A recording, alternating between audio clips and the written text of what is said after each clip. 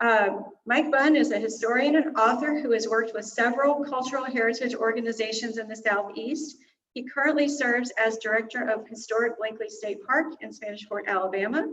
He is the author and co-author of several books, including 14th Colony, The Forgotten Story of the Gulf South During America's Revolutionary Era, Early Alabama, An Illustrated Guide to the Formative Years, 1798 to 1826, Alabama, From Territory to Statehood, an Alabama Heritage Bicentennial Collection, Well Worth Stopping to See, Antebellum Columbus, Georgia Through the Eyes of Travelers, Civil War Eufaula, Battle for the Southern Frontier, the Creek War and the War of 1812, and Images of America, the Lower Chattahoochee River. He is currently working on his latest book, The Assault on Fort Blakeley, The Thunder and Lightning of Battle, which is due out later this year. He is the editor of Muskogeana, the Journal of the Muskogee County in Georgia Genealogical Society. He is also chair of the Baldwin County Historic Development Commission. Mike earned his undergraduate degree at Faulkner University and 2 master's degrees at the University of Alabama. Mike and his wife Tanya live in Daphne, Alabama with their daughter Zoe. Please join me in welcoming Mr. Mike Bunn to the History Museum of Mobile. Thank you. Thank you very much for inviting me back to the History Museum. Always a pleasure to come and talk to you guys. And especially it's a pleasure to talk today about my most recent book, which is a bit of a local history in a way, because in the colony of British West Florida, Mobile was sort of dead center in it. But it's a part of our local history, Gulf Coast history in general, that we don't really know all that much about. I find that most people, even if they know a good deal about local history, or they're aware that there's a colonial period, certainly, and they are generally aware that there were French, British, and Spanish periods in that colonial past. How they fit all together, I find that most people are a little bit hazy on. So what I want to tell you about today is the subject of the book, which is a general overview history of the colony of British West Florida. This is the British period. We were 1760s to 1780s, that particular era of our colonial past. It's a pretty eventful one, but it's one that I find that we don't know all the details about. So I hope today to give you a little bit of an overview of why it was formed, what were its borders, what happened there, what did people do there, etc., to help you better understand that particular portion of our heritage. And I'll start, and I will apologize if I've got a little allergy issues going on here, so I may have to take a sip of water or two. Am I advancing the slide by hitting right? All right, right is not moving. Down, none of them are moving. One technical issue here. Let's see.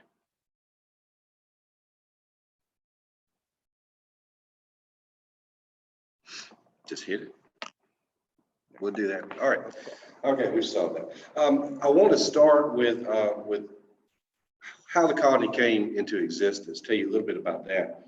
And it really started after an event that was a war that was sort of a world war, but we're not going to talk about many of the details of it. But the colony came as a result of the end of that war, the 7 Years' War. And there was no fighting anywhere in this general area, but the result of it was that you had a huge change in land ownership in North America by colonial powers. So the map on the left is before the war, the map on the right is after it, the terms of the treaty that ended it. And you'll notice that huge swath of pink there in the middle, pink or red, that was claimed by France. So we know Mobile was, of course, founded by the French. And so that was part of their colonial holdings in North America prior to the war. But as a result of that war, which they lost against Great Britain, they were removed from North America as a colonial power. So what you end up with is Spain and Britain. And Britain is on the right-hand side of the map. You'll notice that huge swath of yellow. So you can see how they expanded their holdings after the war. And one of the things that Great Britain did right after they won that war and took control of this even larger portion of North America was they decided to set up a new colony, actually 2 new colonies on the Gulf Coast. East and West Florida. And you can see on that map that I've got displayed there, that's a general depiction of the area. And I'm going to zoom in here just a little bit. You can see we'll talk specifically about West Florida. The West and East Florida were created at the same time, 2 colonies, 2 administrative centers, both part of the British Empire. Now, we're specifically going to talk about West Florida. That's the colony that was bordered on the Mississippi River all the way to the Apalachicola River. And you can see Mobile and Mobile Bay were sort of dead center in that colony. And the original border, as called for in the treaty that ended the war, was of course the 31st parallel. That is that line that you see just north of Mobile that figures pretty prominently in Mobile and Alabama history. But interesting thing happened, and right after they created the colony, the government here, the governor that was sent here actually asked if that border could be moved north. Seemed like a relatively small matter at the time. There were some settlements along the Mississippi he wanted to incorporate, wanted to have even more of those enormous river system that drained into the Gulf. And there was really at the time no really urgent reason that it could not be done. And he had suggested moving it all the way up to basically where Birmingham is today or further. Ultimately, they decided that they would move it up to 32 degrees, 28 minutes. That is where the Yazoo River empties into the Mississippi, and that is on our modern road map, that's Vicksburg, Jackson, Mississippi, Montgomery, Alabama, Columbus, Georgia. And that's roughly where they broadened that territory's line up to. So the colony did expand. We'll try. Now, when the British first arrived here, this is an area that had a colonial heritage going back to the early 1700s.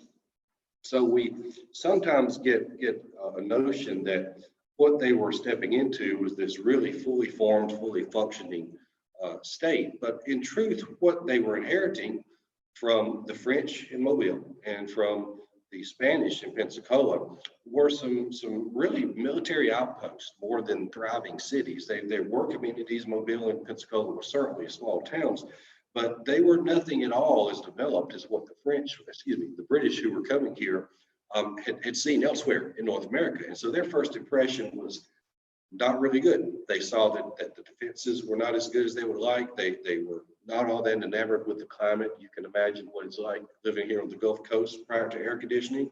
We know about mosquitoes and storms and constant rain and hurricanes. And all these things were kind of daunting to these guys. And when they first arrived, a lot of them got sick real quick because they arrived in the middle of the late summer, early fall, one of the sickliest seasons to possibly arrive. So the first impression was not all that good, and a lot of folks complained about it. And even Robert Farmer, who was the first administrative officer in Mobile, called it the most disagreeable and unhealthy place in America. He said it was nothing but a graveyard for Britons. And the situation over in Pensacola was a little better, if at all. The first officers on the scene there, like Frederick Haldeman, has said that the only comfort the place seemed to have was the sea breeze, but we've got to stay inside this fort that even blocks that. So the first impressions was that there's going to be a ton of work to do. We're building a colony from scratch, and we're doing it in an environment that's pretty inhospitable, and it's about as far removed from what they would define as civilization as you can imagine. These are guys more familiar with what was happening on the Atlantic coast, and this seemed a world away from everything. And there were frankly some who questioned the effort, but they did end up putting a lot of effort into it. And although the colony really never thrived the way that they wanted it to because of its short lifespan and a lot of other things that were happening, it's worth our while to investigate what they did manage to accomplish, because they truly were building a colony from scratch.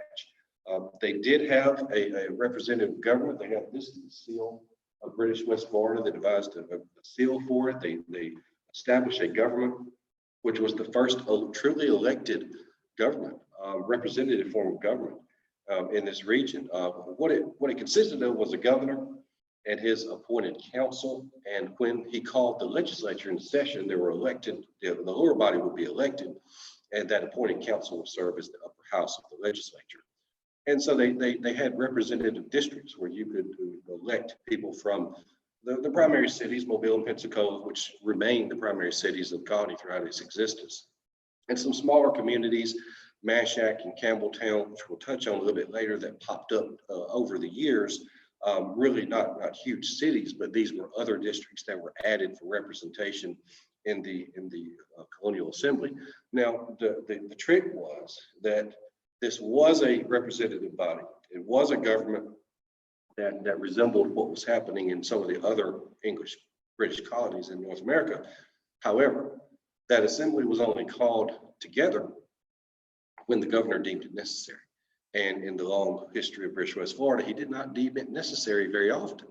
And when they did get together, the long and short of it is they argued about parliamentary procedures and representation and a lot of other things before they got down to business. And in the end result, they only passed a few dozen laws that actually were enacted. So yes, there was a representative government, but it was not quite as big of a player in the day-to-day life of the government of the colony as a similar body was in other colonies. And that is one of several reasons that I think we don't know quite as much about West Florida. We'll talk about some others as we go. Now, I won't go through the history of all the governors that were appointed here. The first appointed governor, George Johnstone, arrived here 1764, just a little bit less than a year after the colony's creation. You know, Johnstone, he was a difficult guy. Okay, just no way around it. Anything you read about him, the one thing that stands out about his administration is that he ended up getting crossways with everybody who came his path. I don't mean just a few, I mean everybody. He even had one episode where he got locked out of his own quarters by his guard, and he forced to scale the wall himself and try to get into it. And observers said at this point, you could tell the general the conception of this guy's leadership. But for all Johnson's faults, he did come up with some ideas that are, while not necessarily earth-shattering, they were the guiding principles that really the colony developed on. And that was that he wanted to improve the colony's defenses, establish reputable points of defense. He wanted to attract settlers, build up communities. He wanted to increase trade so that people would have a reason to come here. And he wanted to improve trade and transportation. So the things that he worked to do are the things that every other governor after him is going to follow. And he had some pretty good, clear insight as to how it would happen. But he was never able to rally everybody together. And the discord got to such a level that the government in London saw what was happening and had enough. After a few years of him, they replaced him with another governor. There were some temporary governors. And the West Florida's leadership ended up being relatively unstable for its first few years. It was, of course, headquartered at the colonial capital in Pensacola throughout the time period. That's where the capital was. It finally gets to where some stability with Governor Peter Chester, who, as you can see, served the longest period of any governor in West Florida's time.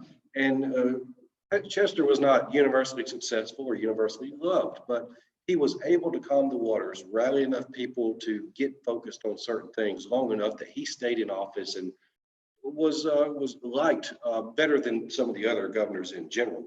But he is going to be the governor that kind of guides West Florida during the period of its most rapid development, and of course during the Revolutionary War. Now, the thing that most people are concerned with as a foreign relations matter that really is kind of one of the major focuses of West Florida's government throughout its existence is not really day-to-day affairs within the colony so much as its relationship with Native Americans, because you've got to remember, West Florida was founded at a time when, the non-native population on the Gulf Coast would have been somewhere around 2,500 people in the mid-1700s.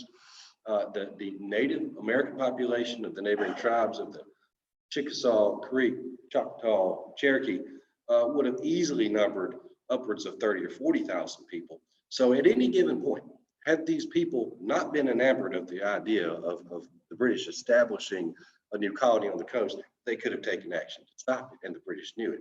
So trade relationships were paramount to keep this colony intact. And so they worked very hard to try to regulate the trade that was taking place. And it was a two-sided trade. The Europeans got a lot out of it, trading for skins and goods that could be sold to Europe and providing things to the Native Americans. But these were things that the Native American groups really, really wanted and desired. And so it was a two-way street because they wanted the guns, the blankets, the tools, the things that the Europeans could provide. So during the time period of British West Florida's existence, this is not universally, peaceful and happy times, but as you look at the long arc of colonial history on the Gulf Coast, this was a time period when there were relatively good relations for an extended period of time, and it was built around that trade. There's a whole lot more to that story that we don't have time to go into, but I wanted to mention that to help you understand the context in which this colony is being created. Now, the Europeans who are coming here to live in this new colony, even if you don't know much about colonial era history, you could probably guess what some of the things they were trying to do were. They're trying to live off the land. They're farming. Agriculture is the thing that they're going to pursue as an economic mainstay. And they're growing everything from corn. They're trying cotton, not much cotton. They're trying chickpeas, rice. A lot of people end up with herding. Cows and hogs that was a primary business operation for most of the people who were settling here. Now, they did try to grow tobacco and indigo, which, if you know anything about those products, they involve some pretty sophisticated knowledge of how to cultivate these things, and then some even more sophisticated knowledge of how to process it and store it and turn tobacco into something that people could smoke, or indigo into something that you could use to dye, because it's a blue dye is the manufactured product from it. Both of these are sort of labor intensive and special market items that require some pretty good contacts internationally to engage in. And West Florida had some pretty limited success in either of these. There were some people that utilized this to actually achieve some pretty good financial results, but for a lot of people, it was beyond their means. The thing that most of your average farmer, your average guy who owns a small tract of land, probably one of the mainstays in his day-to-day earning a living ends up being timber industry in some way, shape, or form. Whether it's lumber for barrel staves at a time when everything sent overseas was packed in barrels and crates, or it's lumber for local construction, or it's the timber for ship mast, or the pitch and tar that you get from the byproducts of pine. That was a major operation, a major source of income for a lot of the people here. Not getting fabulously wealthy on it, but it was still something that was very widespread. Now, this is a map of a portion of the Tensas Delta, and what I like to show here is you can see all the little rectangles along the waterways. Those are basically where homesteads were, or at least where acreage had been allotted to people. That does not mean that there was a functioning plantation on each of these. Sometimes just a few acres along the river would have been cultivated, and the people who actually owned it would have maybe even lived in Mobile. They would have sent overseers and a handful of slaves or other laborers to farm these places. But it shows that there was agriculture taking place on a pretty wide scale, and as the colony grew and developed, the scale got larger and larger, so it was definitely growing. The largest of what we would call a plantation in West Florida probably looked a little bit like this, which is the Krebs House over in Pascagoula, if anybody's heard of that. It's roughly 1770s or so. It gives you some idea of the type of architecture. We throw out the term plantation because there were people, farmers, who did bring in African slaves, and there were plantations here. But the word plantation means an entirely different thing when we talk about it in antebellum period versus what we're talking about right here. This is a much smaller operation. Even the largest would have been much smaller, the homes much less grand than what we think about when we talk about the Old South. So this is the beginning of that. This is certainly not its full-blown essence. The migration to the colony was a slow trickle at first. One of the first areas that really realized a significant increase in population was actually not in this area of West Florida, it was over on the Mississippi. And that little triangle I've drawn there, that's roughly the boundaries of what we call the Natchez District, if you've heard of that in Gulf Coast history. It's area bordered by Natchez, the town in the south, up to modern day Vicksburg, Walnut Hills area, and that little triangle of land is a particularly lush, rich area that attracted a lot of people. And so some of the, when West Florida finally came to the consciousness of people that you could get pretty good amount of land for relatively cheap, and they learned about the different areas. It wasn't Pensacola and Mobile that grew exponentially. It was places like this, on these bluffs on the Mississippi River. Governor Montford Brown called it the most charming prospect in the world. So that's the area that a lot of these people are flocking to. But your average West Florida resident at the time is probably living in a small farmstead, something like that depicted here, which was on Dolphin Island. And you'll notice on that caption, they were still calling it Massacre Island at the time. In reference back to, when the French had established it, and that when they first encountered the island, they found all these bones and it became known as Massacre Island. Pictures like that with that name and depictions of the weather here were not exactly Chamber of Commerce material to attract people to West Florida, but they came nonetheless. But it was a slow process and a long haul. A lot of work went into it.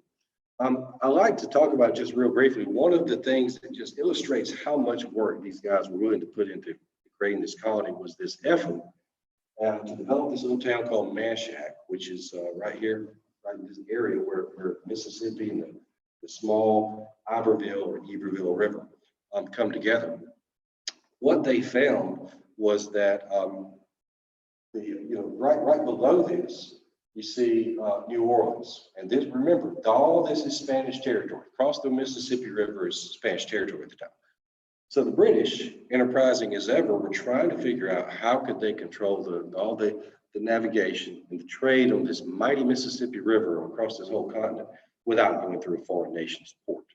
So they found this little wet ditch, and they had an idea. If we could turn that to a canal, then that canal would go from there across the Mississippi over to Lake Maurepas, through a small chain of waterways to Lake Pontchartrain and out into the Gulf. It sounded good on paper, looked good on paper. In reality, it was hundreds of men with shovels trying to dig in the swamps, and it never panned out. They worked at it very hard. Several people said this is never going to fly, but they tried and tried for years. And I like to illustrate that, to illustrate that this was not just something that the British just set up on paper and walked away. They actually invested time, labor, and effort into truly developing a colony, even though that particular effort did not work. Now, overall, the population is growing fairly slowly. 1760s, you got a non-Indian population of around 2,000. By the time of the Revolutionary War, it's grown to 5,500, which is, of course, more than double, but even by the standards of the day, this is not a place that is flourishing just yet. It had potential still, and there were still people interested, but it was not exactly thriving the way that its founders had hoped. The American Revolution comes along in the mid-1770s, and frankly, that story is, and our area's relationship to it is what really sparked my interest in writing the book, because I realized it was a connection that we had to this broader story of American creation that most people were very unaware of or very hazy on. And I thought we had our own revolutionary heritage, and I wanted to investigate that and share that with people. Now, of course, when you look at the map of the American Revolution, and you know where some of the major battles took place. And of course, we know this is a lot of Eastern Seaboard where George Washington's army was, and the Battle of Bunker Hill and Princeton and all this. And you know about the Southern campaigns and Kings Mountain and all these things. And you don't really associate the Gulf Coast with being a major theater fighting. It was not a major theater fighting between Americans and the British, but it became a major theater in an associated conflict between the British and the Spanish. And so I want to tell you a little bit about that. But first of all, the revolution is coming, and the colonies are going through all the things that in American history that led to the revolution.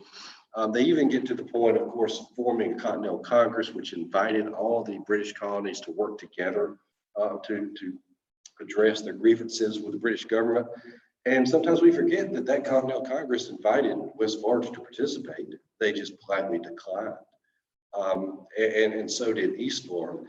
And if you start looking at what was going on and what was their motivation, you will find that there are some very few but scattered and important references that show you they were aware of some of the things that were happening elsewhere. After the passage of the Stamp Act, the governor wrote that the spirit of what is there, meaning the East Coast, Boston and Charleston, all of that, he said what is there called liberty has begun to infuse itself here, and there's some arguments handed about to show why the action not take place. Even the colony's attorney general went on record saying, we need to have more representation in the government that we're subject to. But I would caution, it never got to the point that you had these organized groups that were protesting for a new American Republic. And it never got to the point that you had groups organized explicitly saying, we support Great Britain. What they really viewed of this thing, if you look at what most people's lives were like, is they were generally self-interested, and what was happening elsewhere seemed a world away and somebody else's problem. They were more concerned day to day was hard enough trying to make a living. And trade, communication between other colonies was so slow and intermittent that they had a hard time really keeping up exactly what was going on when. They were more concerned in their daily survival. And so even the British officers here, when the colony was under threat, they said they're generally self-interested without public spirit. And personal service and general principles of national defense is too generous and exalted for their conceptions. What he's basically saying is they just want to be left alone. That's essentially West Florida's international stance during this war. It was not that they were rah Great Britain. They just wanted to pursue their own economic goals, and getting involved in a war with a country that they felt could easily overpower them was not the best course. And you've got to remember, this is a slow developing colony that had not had this big influx of migration yet. It was just beginning to. So you've got a colony that's on the far-flung outer reaches of the empire, that's dependent on that empire to provide all of its sustenance, depending on to support its government, to maintain its few fortifications. And you've got an inordinately high amount of people who are populating the colony in the direct employ of the government. And you also have a place where you don't have a regularly meeting elected body. You have very little communication between the scattered communities. There's no newspaper being published. There's really no means, no way for people to easily communicate. So all these are mitigating factors that basically lead you to the understanding that British West Florida is just going to be left out of this to some degree. That's a little bit oversimplification, but that's the best way I could describe their stance on it. But the war would still find them, and it found them in more than one way. One way it found British West Florida is that at the time, even if that loyalty was a little bit conditional, the British government was delighted to have a colony or two that was not in open rebellion against them. And so they declared West Florida to be a safe asylum for people who were persecuted, loyalists elsewhere, people who were being attacked by the rebels and the patriots and having their homes destroyed and possessions taken. They said, come to West Florida. It's still part of the empire, and happily so, and we'll give you some pretty generous land grants. And they did. If you could say you were a persecuted loyalist, want to move to West Florida, head of family would receive 100 acres for themselves, 50 acres for your wife and each child, and every indentured servant or slave. So people who could take the British government up on this, and several did, could get a pretty handsome sum of land relatively quickly. And that ended up sparking one of the largest migrations to British West Florida that occurred throughout the colony's history. Now, so you've got people that are already coming here. And then you also have this interesting little interlude that I'll just spend a minute on. I just want to introduce it to you. But there was a gentleman named James Willing who had lived in Natchez and had friends in high places in the American government, the Continental Congress. And there was talk early in the war of expanding the war and actually taking these Gulf Coast ports, because they realized the value to this new American nation that they hoped to found. Of course, what happened though is once anybody who raised that sort of issue, they were quickly notified that, we're having a hard enough time defending our homes from the existing British Army. Let's not open up another front in a place where they can get their number one advantage, which is naval power, could be rushed up there. So there was some hesitancy to even try to do that. But Willie said, if you grant me a small force, put me up, give me a command, I can go down the Mississippi River and do two things that we need to have happening. I can secure the neutrality of this colony, or at least the region along the Mississippi, to keep them out of the war. Although, as I've just said, they were about as out of the war as they could get, but he wanted to make sure they were out. And he said he could also maintain a line of communication between the Spanish in New Orleans and the American armies in the field, because Spain was covertly supporting American forces. They were no big fan of this idea of American independence, but they were very much a fan of the idea of hurting their enemy, Great Britain. And they were smuggling goods and supplies to them. So he sets off on this rather undefined mission, and basically it turns into a campaign of plunder. He had no real firm objective other than to take what he could, and he did. And it really incensed the British once they realized what was happening, because as he makes his way down, one of his main goals is to open up this line of communication between the Spanish and the Americans. And the British in West Florida are watching this, and they're watching their neighbor actively assist in hurting their home government during the war. So the relationship between the two colonies begins to deteriorate rapidly at that time. And remember, just to remind you, this is all the colony of Louisiana, and that fact, and the fact that Louisiana lost some of its land over here to create this colony at the beginning of this era, those are two things that are going to weigh heavily on the mind of the young and able governor of Louisiana, Bernardo de Galvez. He knew that France was already supporting America in its bid for independence, and France was doing everything it could to pull Spain into that conflict. And he knew from information he had, it was very likely that Spain was going to enter the war in some way at some point.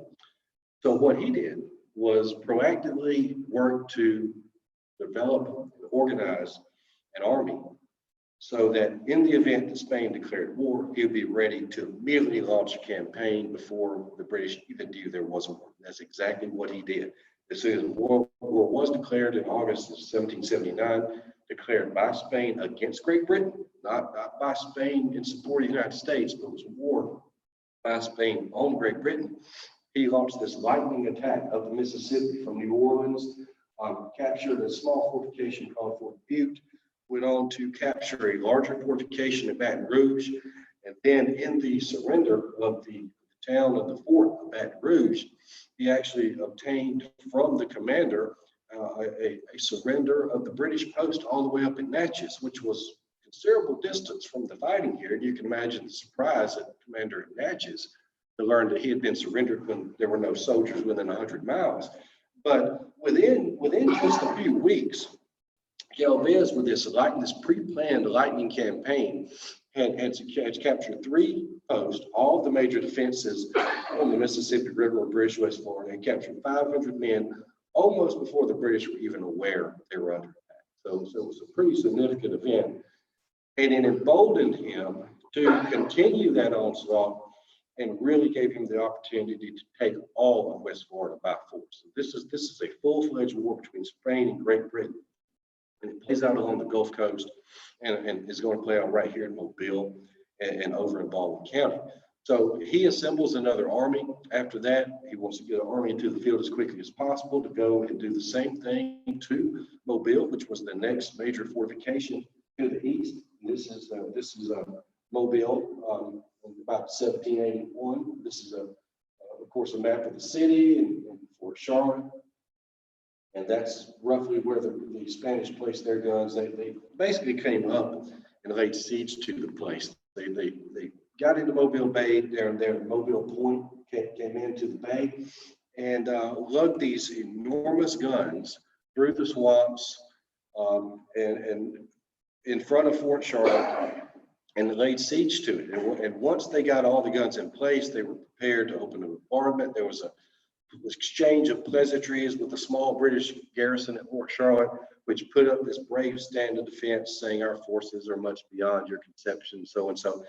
They knew they were outnumbered and outgunned. Their only hope was that a relief force they had sent for in Pensacola might arrive in time to actually contend with the Spanish.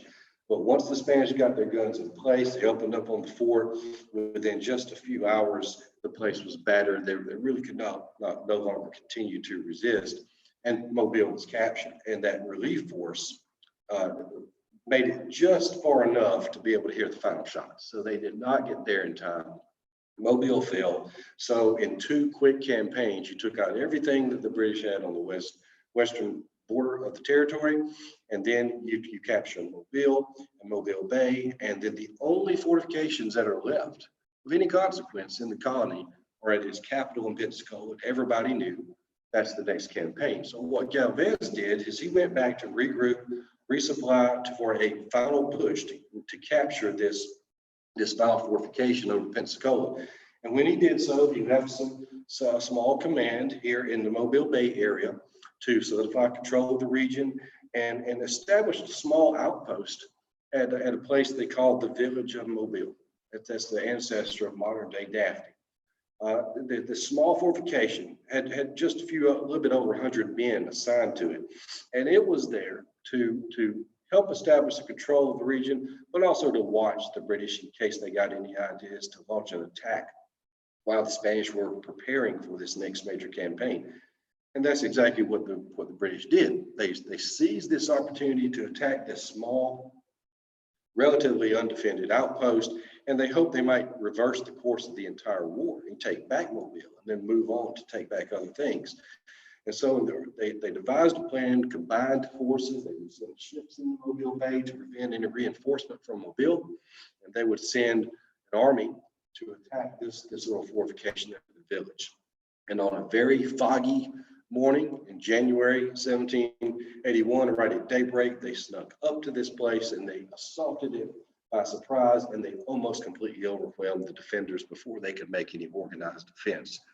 At length, after they were able to slow the British down, the British suffered some especially critical casualties in the fighting. Their primary officer in charge of the whole operation went down with a shot to the head. A few minutes later, some others, key leaders, went down. So you have an attack that's now been stymied and stalled, and some of the major leaders right around the same time, all the way down. So you've got an attack that's sort of leaderless for a moment as the Spanish are getting their guns into position.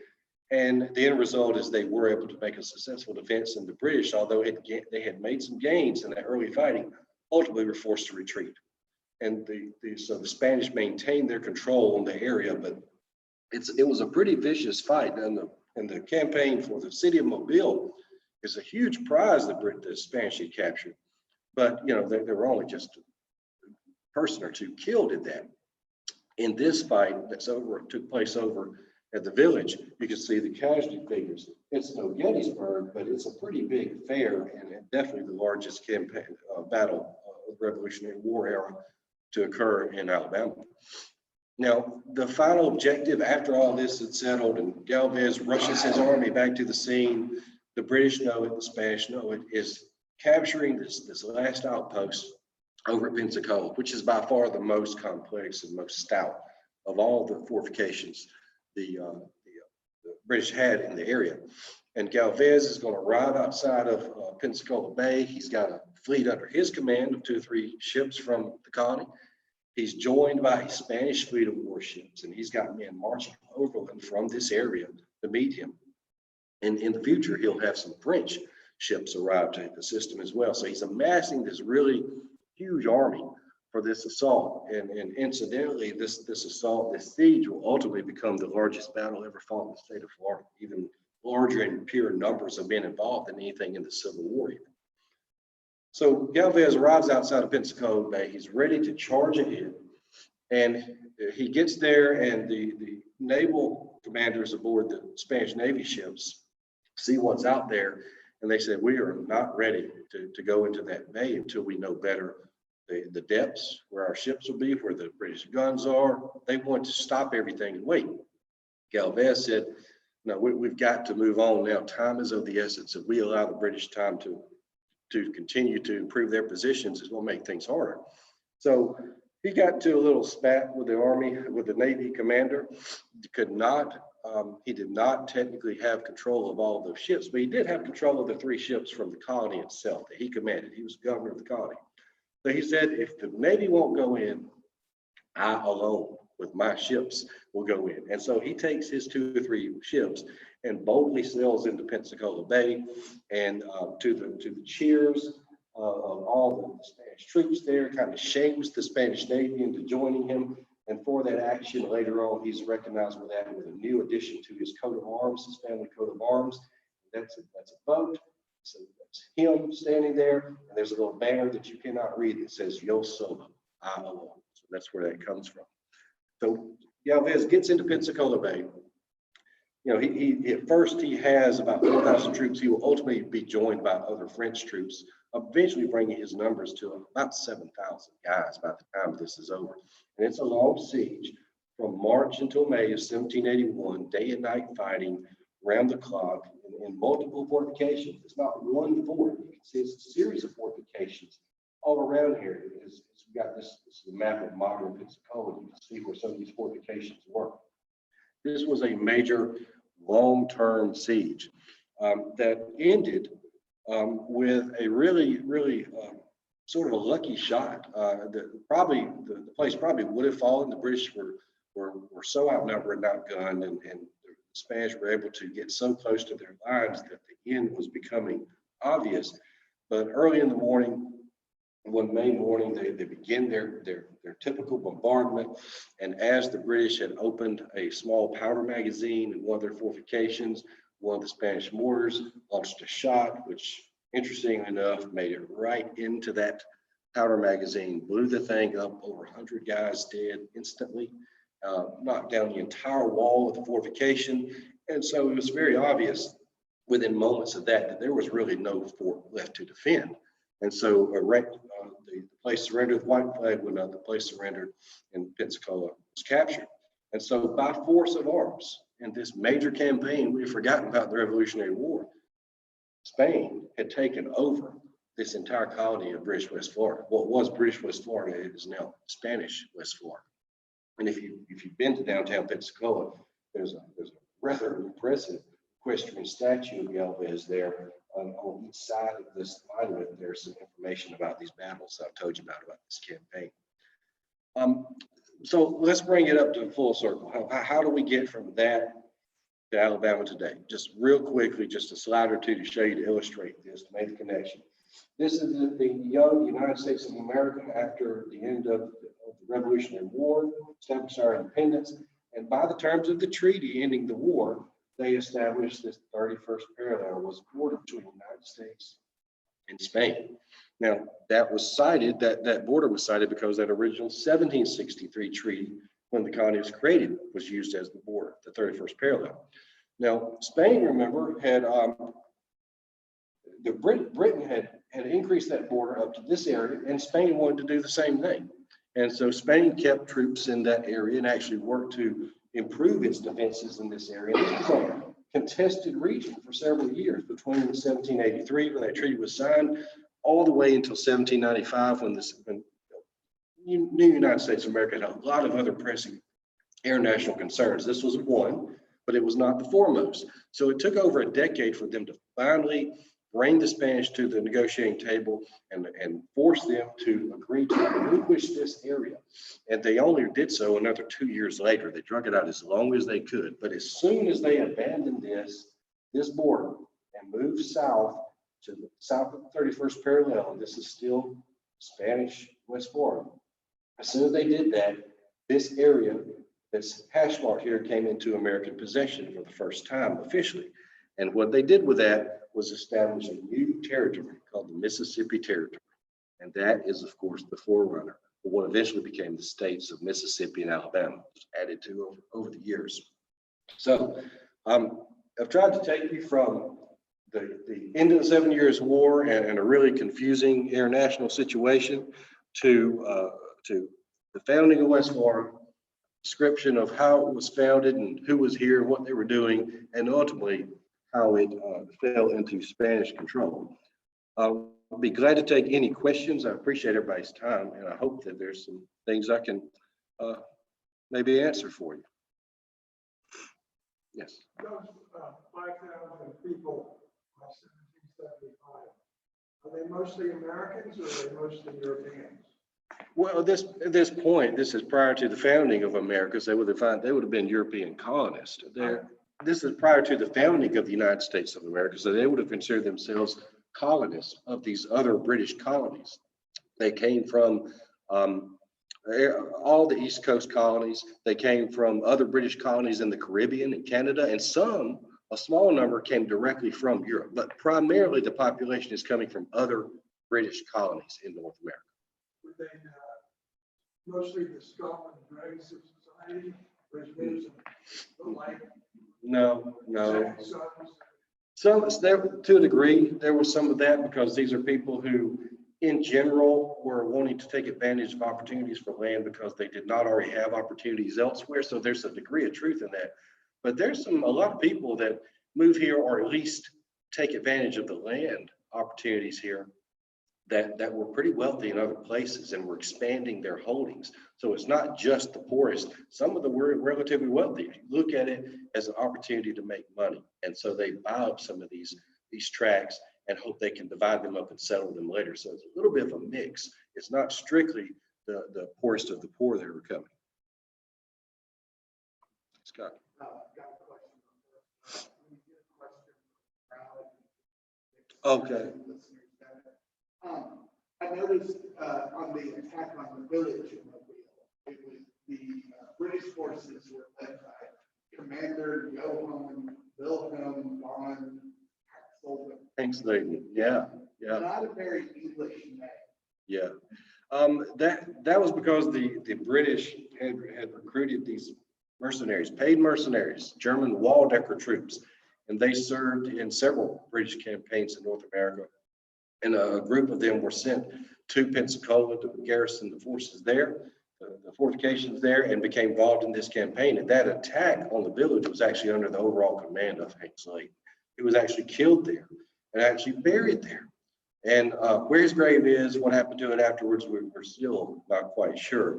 But there is a depiction, there's an account of after the battle, he was buried, and they say they fired the guns over his grave and all this. So it's an interesting international component to this whole war that I don't think a lot of people know.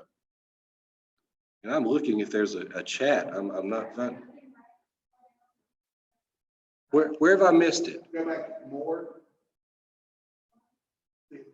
Yeah, I kept looking at more. Oh, that one. Oh, I kept going past it. Okay. All right. Let's see. We got some compliments. Seeing if there's any questions in here that I can answer.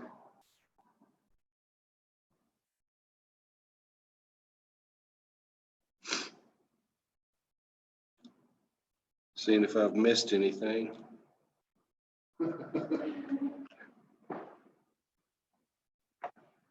Any other questions from the audience here? Yes, sir.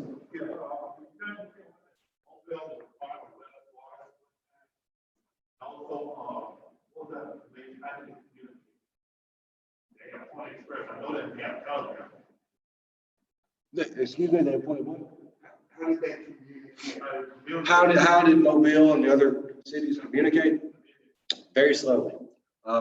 They had a packet system of boats that were supposed to go to the major ports coming from the British colonies on the East Coast. They would go to Pensacola and Mobile.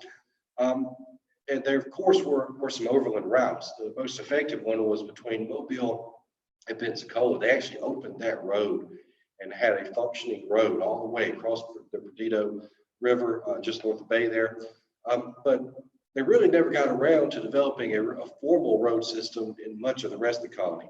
So if you wanted to go from Mobile or Pensacola, say, up to Mississippi River, it's a pretty involved process because you're taking sailing ships upriver through a foreign port.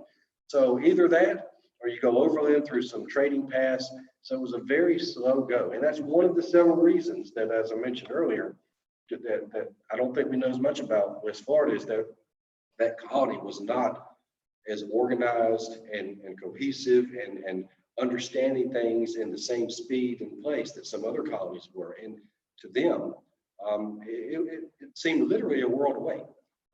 Pensacola could quite literally be a world away from Natchez, and they're in the same colony. So communication and travel time was a very, very difficult thing and a big factor in the communications throughout the time period in West Florida. Question check. Were the French at all involved? Well, the French were involved in the fact that when they established West Florida, the primary towns that were already here were, of course, Mobile and Pensacola. So there was two colonial settlements. The British offered these folks opportunity to stay if they wanted to, if they took an oath of allegiance to the British government. And for the most part, the few hundred folks around the Mobile area did so. They did so after a little time of evaluating their options, but they did so. But it's unique that West Florida is founded in an area that, they didn't take over a former French colony or a former Spanish colony. They took over something that had part of both. And so it's a really, from the very get-go, very interesting experiment in colony building. But much more French residents stayed than Spanish. Part of that's because there were more French residents. But a lot of the Spanish residents in Pensacola were offered the opportunity. The Spanish government was going to take them somewhere else if they wanted to, and a lot of them availed themselves of that opportunity. So Mobile was still a town when the British established it. Pensacola was more or less a shell of a military outpost. Most of its population had left. But yeah, that's a long answer to the question about French involvement. Yes, sir. I gather this is a very primitive world. No churches, no courts, no publications, no schools, thieves, half-breeds, prostitutes, pirates. Is that the right thing? They made a lot of regulation about some of these things.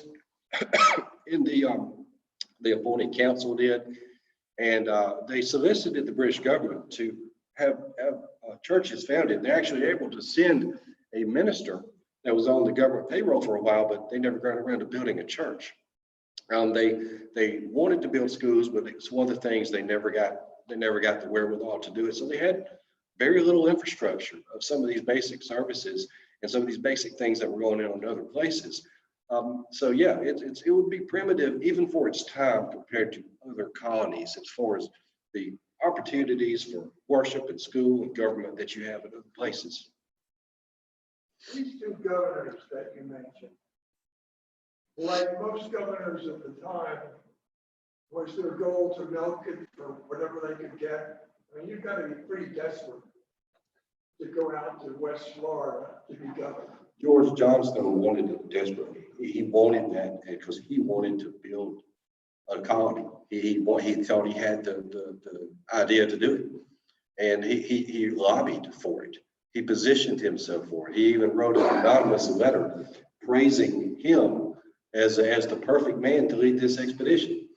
So he wanted it. Now the others, I don't know all of their motivations, but everyone that I've read anything about, they seem to genuinely be committed to, if that's where the government was going to send them, to do their best to create it. Because despite all these negative things we talked about and all the handicaps that the colony had, what it did have was access to the Gulf, an incredible river system that drained into it with lush hinterlands, could be ultimately brought into agricultural production in some way.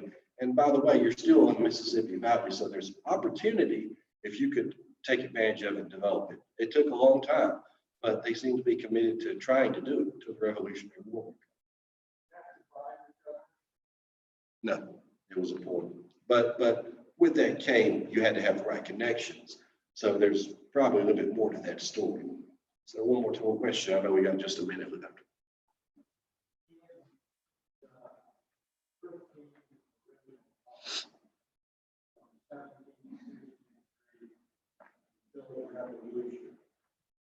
Major job of the British was to ally with the Iroquois, Pontiac, and Cherokee Confederations. Mhm. And the pan-Indian movement there to keep the English settlers east of the Allegheny Mountains and out of Indian territory.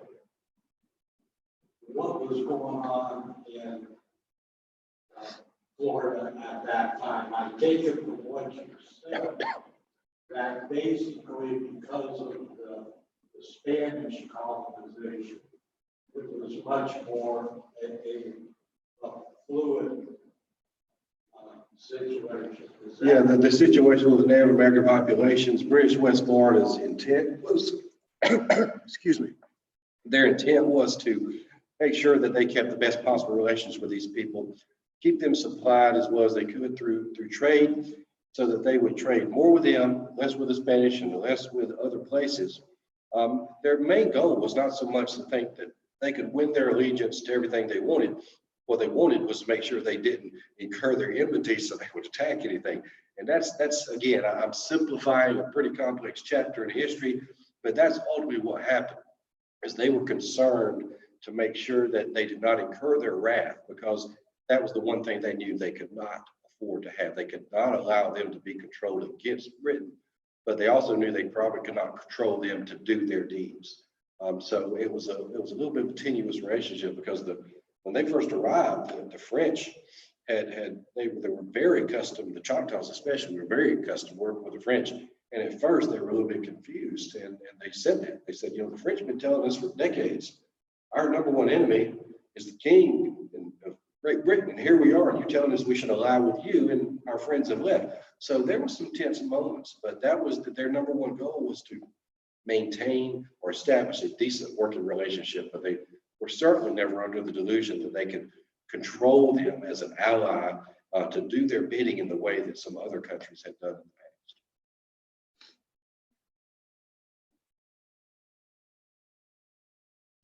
I just want to thank Mike for being with us today, and I want to thank all of you for joining us in person and online, and we hope to see you next month. Thank you, and have a good week.